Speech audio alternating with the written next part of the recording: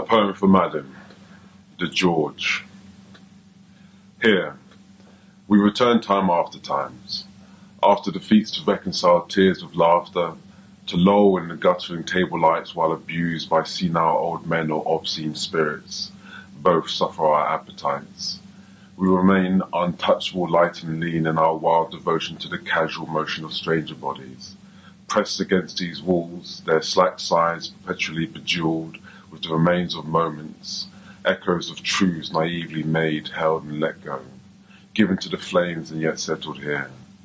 We settle near candle-mounted bottles and, cupping with mottled fingers, the tear of light, begin to hang our clothes beside other trinkets, mistakes and memories.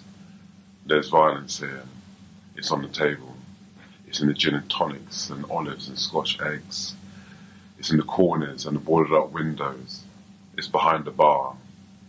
It's in the sycophantic laughter of dolled up women in 50s dress and love.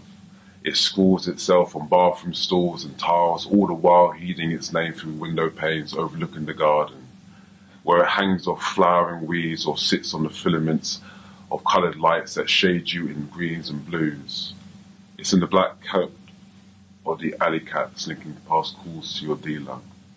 It's in the eyes of the man watching us, with contempt and a brimming desire.